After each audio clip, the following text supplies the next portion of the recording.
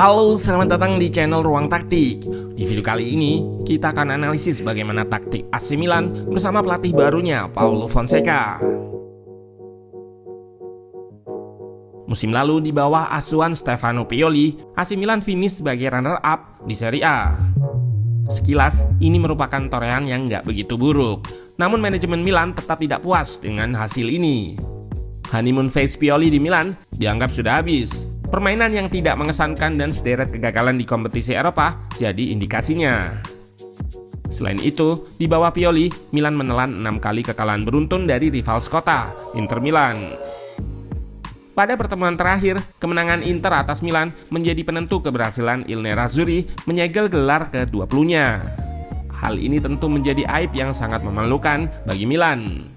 Di akhir musim, Stefano Pioli pun diberhentikan dari jabatannya. Nah, penasaran dengan wajah baru taktik AC Milan di bawah Paulo Fonseca? Let's go, kita bahas sama-sama.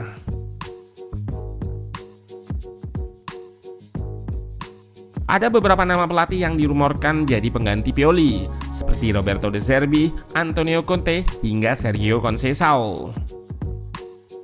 Namun pada akhirnya, manajemen Milan menunjuk Paulo Fonseca untuk mengisi bangku pelatih. Ibrahimovic yang mewakili manajemen mengatakan bahwa alasannya menunjuk Fonseca adalah karena identitas permainan dan gaya menyerang yang diusung dianggap cocok untuk Milan. Sang pelatih pun berujar bahwa ia akan membawa perbedaan ke Milan. Fonseca berani menggaransi bahwa di bawah asuhannya Milan akan bermain lebih menyerang, mendominasi laga, dan dengan cepat merebut bola kembali atau counter pressing. Milan baru saja menyelesaikan masa pramusim di Amerika yang menjadi momen bagi Fonseca untuk mengintegrasikan ide permainan ke tim barunya. Di Amerika, Milan melakoni 3 laga tanpa kekalahan, menang melawan Man City dan Madrid, serta imbang lawan Barca di laga terakhir. Tentu hasil ini nggak bisa jadi patokan karena di pramusim, tim-tim lebih fokus pada game plan dan mengembalikan match fitness pemain-pemainnya. Dari 3 laga pramusim yang dilakoni di negeri Paman Sam, Fonseca menggunakan pakem 4-2-3-1 double pivot. Skuad Milan familiar dengan formasi ini karena Pioli juga menggunakan pakem yang sama. Pada masa pre-season, Fonseca mengombinasikan pemain-pemain muda seperti Torriani yang masih berusia 19 tahun di pos kiper, juga pemain 17 tahun Mattia Liberali yang mencuri perhatian di pos attacking midfielder. Mereka digabungkan dengan pemain-pemain tim utama yang nggak membela timnasnya di Euro, seperti Benacer, Pulisic, Loftus-Cheek, dan Calabria.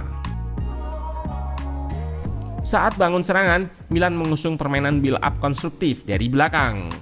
Banyak umpan-umpan pendek di belakang dilakukan untuk invite press atau memancing pressing lawan naik. Seperti yang terjadi di beberapa klip ini, Milan melakukan umpan-umpan pendek untuk memancing pressing lawan, guna membebaskan pemain yang bisa dijadikan target progresi atau sirkulasi. Milan membentuk struktur 4-2 dengan double pivot di tengah, yang narrow atau bertikatan. Kiper juga dilibatkan di fase build-up sebagai extra man di lini pertama untuk menang jumlah terhadap pressure lawan dan untuk merenggangkan 2 center back.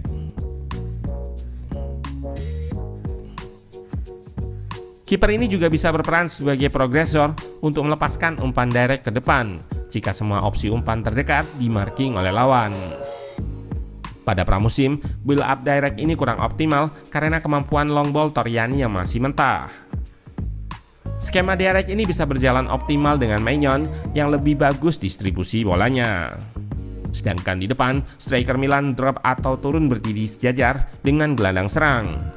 Keduanya menempati masing-masing koridor half space. Dengan hal ini, Milan membentuk struktur box midfield atau 4 pemain untuk overload lini tengah. Jika memungkinkan, mereka akan melakukan progresi ke salah satu pivot yang narrow di tengah tadi. Di sini terlihat setelah menerima umpan, pivot meneruskan ke gelandang serang di koridor half space. Momen ini jadi salah satu contoh keuntungan dari box midfield yang menjadikan tim punya banyak opsi umpan di lini tengah. Jika pivot di marking, maka gelandang serang yang bisa dijadikan outlet progresi. Mattia Liberali dari koridor half space bergerak melebar untuk membuka jalur umpan kepadanya. Keberadaan pemain depan yang menempati koridor half space ini juga memungkinkan Milan untuk membentuk shape diamond di satu area. Gelandang serang dan striker yang drop atau turun bisa bergantian untuk berperan membentuk diamond shape ini. Turunnya pemain depan bisa menjadi decoy dengan menarik pemain lawan ikut naik dan akan diekspos oleh pivot Milan lewat skema third man run. Gol pertama saat menghadapi Barcelona juga lahir dari skema build up ini, di mana Jovic yang turun sangat jauh bisa menarik gelandang bertahan Barcelona dan Musa sebagai third man naik untuk mengekspos ruang. Di depan, Pulisic terkawal mengekspos ruang di antara center back dan fullback Barca dan berhasil memberikan assist kepada Jovic yang sudah kembali ke posisinya. Di bawah Fonseca, build up Milan memang terlihat lebih dinamis dan variatif. Variasi lain dari skema build up-nya adalah inverted fullback. Fonseca beberapa kali mengaktifkan peran inverted fullback dengan bergerak masuk ke half space. Fullback yang invert ini berfungsi untuk mengikat winger lawan dan membuka jalur umpan langsung ke winger Milan yang melebar di koridor sayap. Selain itu, jika fullback lawan ikut melebar, fullback Milan yang invert bisa langsung bergerak untuk mengekspos ruang di antara center back dan fullback tadi. Fonseca mengatakan bahwa ia melihat Pulisic sebagai pemain yang cocok menempati posisi nomor 10 atau sebagai gelandang serang. Hal ini berbeda dengan Pioli yang lebih sering menempatkan Pulisic di posisi winger kanan.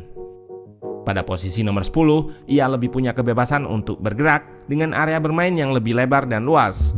Hal ini pun sudah terlihat ketika ia starter di laga versus Barcelona.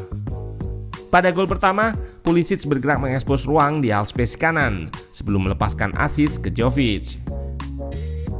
Sedangkan di gol kedua, pemain berkebangsaan Amerika Serikat ini mengekspos ruang di half space kiri dan mencetak gol dari sudut sempit. AC Milan di bawah Fonseca cukup proaktif saat bertahan. Di depan, mereka akan menerapkan high press guna menghambat build up lawan. PR-nya, mereka masih belum bisa mempertahankan intensitas dalam melakukan pressing. Di banyak momen, block press-nya terlalu soft di saat backline menerapkan garis pertahanan tinggi. Seperti yang terlihat di klip ini, tidak ada pemain depan yang ngepres lawan ketika menguasai bola, dan dengan mudah, blok press depan Milan dilewati. Backline yang menerapkan garis pertahanan tinggi pun kewalahan untuk mundur. Di belakang, center back-nya juga cukup agresif dan sering step up untuk melakukan closing down. Namun center back yang agresif ini juga bisa jadi titik lemah. Ketika menghadapi Barca, beberapa kali hal ini bisa diekspos penyerang-penyerang mereka. Di babak kedua, Milan pun kebobolan dari dua problem ini. Di depan, block press-nya mudah dilewati, dan di belakang, center back yang terpancing naik bisa dengan mudah diekspos oleh Barcelona. Fonseca memang sudah memberikan beberapa perubahan positif di Milan, namun masih ada beberapa PR yang harus diperbaiki olehnya, terutama di fase bertahan. Milan dikabarkan masih akan merekrut beberapa pemain baru yang sesuai dengan permainan Fonseca, seperti Emerson Royal dari Spurs dan Tammy Abraham dari AS Roma.